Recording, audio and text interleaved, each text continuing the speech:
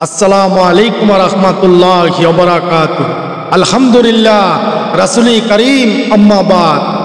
আউযু বিল্লাহি মিনাশ শাইতানির রাজীম।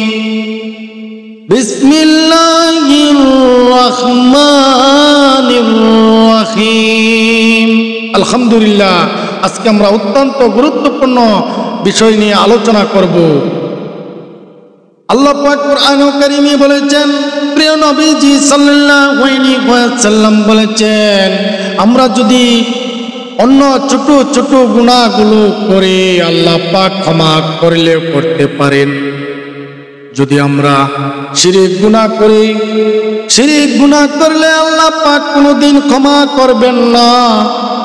শিরক যেন গুনাহ না করে, শিরক গুনাহ যেমন না করে সবচেয়ে বড় বড় আকারের গুনাহ। আমরা অনেকেই জানি না শিরক কাকে বলে, অনেকে আমরা জানি না, অথবা জানি বলে গিয়েছি। শিরক হলো আল্লাহর সমতুল্য করা, আল্লাহর সাথে কারো শরীক করা, সেটার নাম হলো শিরক। আমরা শিরক গুনাহ করব না। সিজদা করা একমাত্র আল্লাহর কাছে ছাড়া বিত আর কোনো জায়গায় সিজদা করা যাবে না, আর কোনো কিছুকে আল্লাহর সমতুল্য করা যাবে না। দুনিয়াও কোনো জায়গায় কোনো কিছুকে আল্লাহর সমতুল্য করব না। আল্লাহর সমতুল্য করাই হলো শিরক। আর আল্লাহকে ছাড়া কোনো জায়গায় যদি আমরা সিজদা করি, এই সিজদার মালিক একমাত্র আমার আপনার রব। এই সিজদার মালিক শুধু একমাত্র আল্লাহ। আল্লাহকে ছাড়া যদি আর কোনো জায়গায় আমরা সিজদা করি, সেটাই হবে শিরক। এই শিরক গুনাহ আল্লাহ পাক ক্ষমা করবেন না।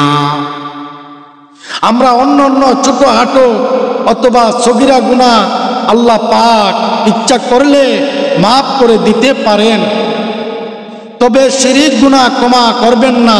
আমরা যেন শিরক থেকে, শিরক মুক্ত জীবন আমাদের চালাইতে পারি। আল্লাহ পাক যেন আমাদেরকে সেই তৌফিক দান করেন, শিরক মুক্ত জীবন।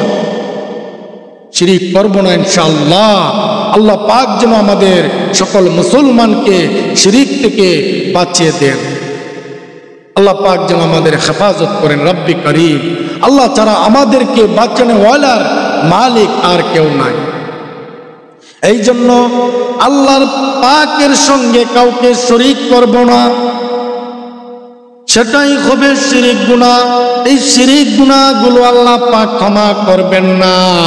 আল্লাহর কাছে সাহায্য চাইব, দয়া চাইব, যেন আমরা শিরক গুনাহ থেকে আল্লাহ পাক আমাদেরকে বাঁচিয়ে দেন ইনশাআল্লাহ।